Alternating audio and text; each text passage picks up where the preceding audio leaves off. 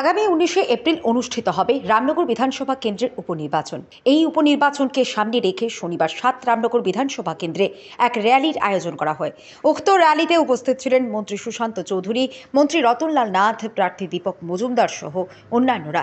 এদিন সংবাদ মাধ্যমের মুখোমুখি হয়ে প্রতিক্রিয়া ব্যক্ত করতে গিয়ে মন্ত্রী সুশান্ত চৌধুরী বললেন, প্রধানমন্ত্রীর আপকি পার 400 পারের স্লোগান বাস্তবায়িত হবে। 400রও বেশি আসন নিয়ে জয়ী হবে এনডিএ জোট। তার মধ্যে 370 আসন একাই পাবে বিজেপি।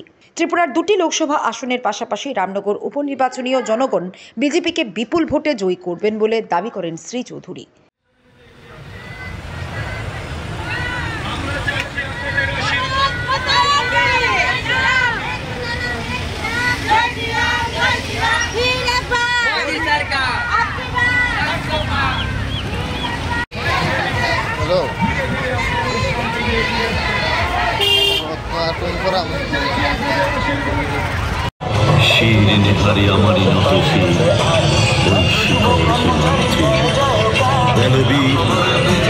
মহাবিশ্বের মহাকাশ ভারী, চন্দ্র সূর্য গ্রহ তারা ছাড়ি, গোলক দুলক গোলক।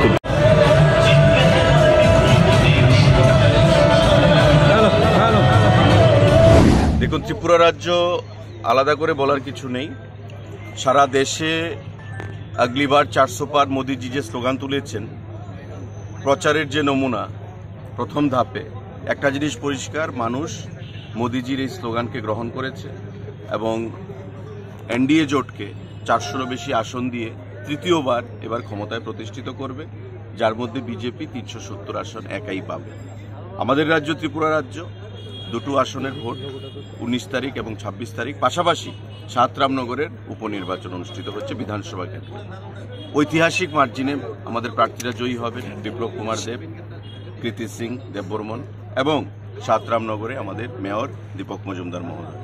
কারণ মানুষ ভোট দেবে উন্নয়নের নিরিখে, মানুষ ভোট দেবে এই অশুভ জোট কংগ্রেস এবং সিপিআইএম এর বিরুদ্ধে।